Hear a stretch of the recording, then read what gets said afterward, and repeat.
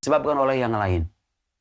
Karena kalau misalnya silsilah kausalitas atau sebab akibat ini nggak berakhir, alam ini nggak bakal ada loh. Saya iakan. Saya langsung lompat ke pertanyaan. Setelah jutaan tahun, andai kata Tuhan itu ada, kenapa tidak pernah menampakkan diri? Bagus. Kenapa Tuhan tidak menampakkan diri? Kalau presiden itu adalah pemimpin suatu negara. Tapi kita sepakat dulu nggak Tuhan ada nih? Tadi sudah bilang. Sepakat ya. Kita sepakat dulu. Masalahnya orang di luar sana banyak ada. orang mempertanyakan lanjutan tuh. Nggak puas dengan pertanyaan semacam ini, dengan penjelasan semacam ini. Dia suka nanya, yang mengadakan Tuhan siapa kalau begitu? Ada jawabannya.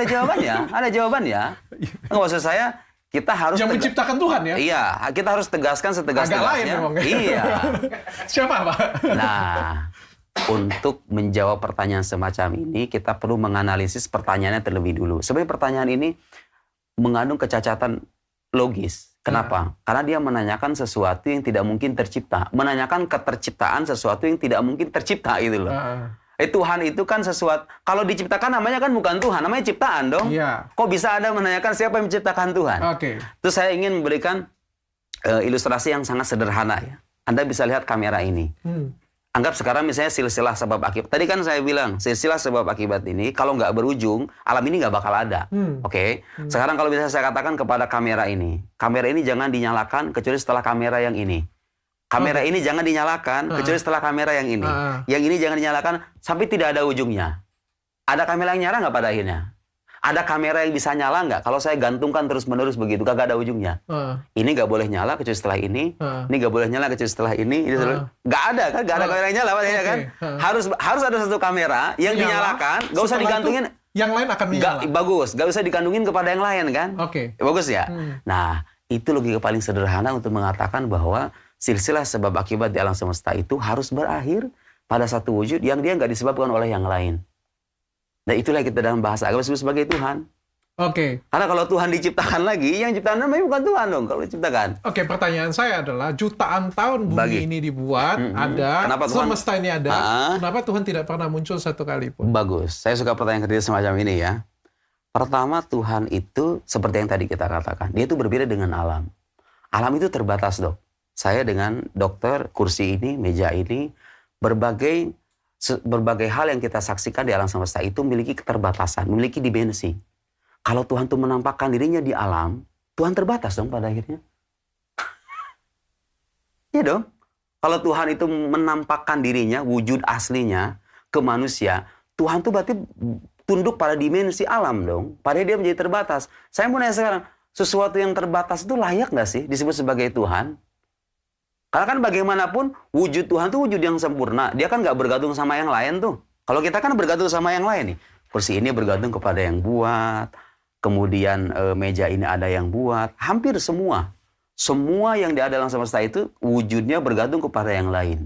Wujud Tuhan nggak bergantung kepada yang lain. Berarti kan sempurna dong wujudnya. Itu menurut persepsi kita kan. Tapi kan Tuhan sebenarnya bisa muncul dalam bentuk sempurna dalam pemikirannya dia sendiri.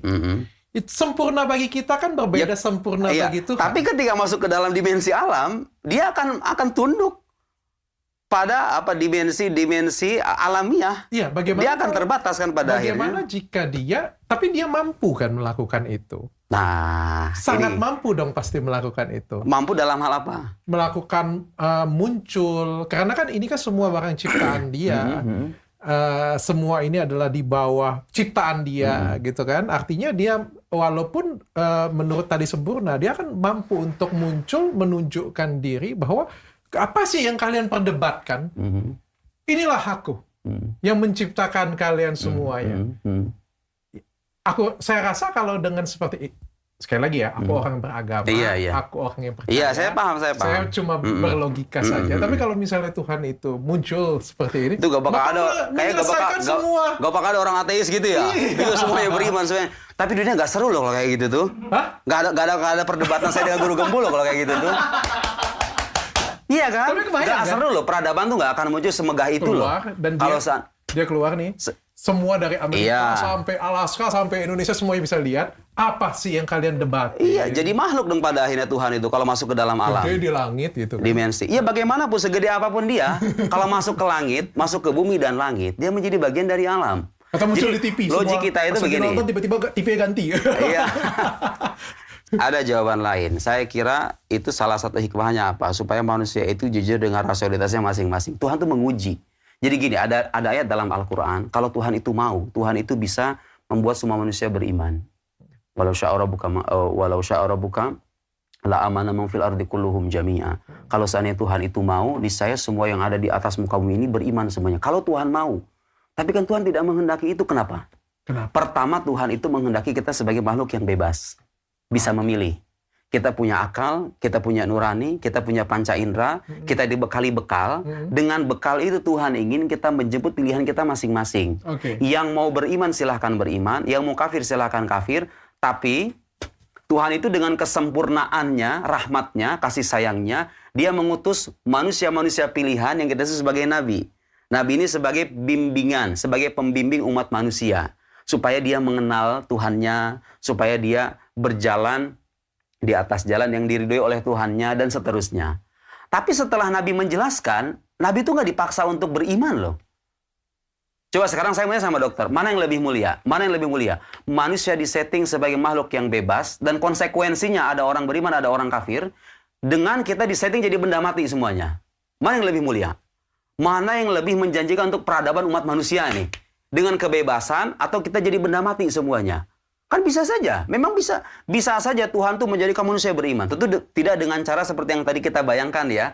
Muncul di alam, kemudian tanpa Tuhan muncul pun, kalau Tuhan mau dia bisa buat beriman semuanya. Tapi Tuhan menguji manusia. Dengan cara begitulah kehidupan akan bermakna, ya kan? Ada pilihan-pilihan beragam tuh. Ada orang yang bermaksiat, ada orang taat, ada orang mukmin, ada orang kafir. Manusia diuji dengan pilihannya masing-masing, dan kelak akan bertanggung pilihannya masing-masing itu. Dengan rasionalitas, dengan hati nurani, panca indera, Anda bisa bertanya, Anda bisa berpikir. Itu membuktikan Tuhan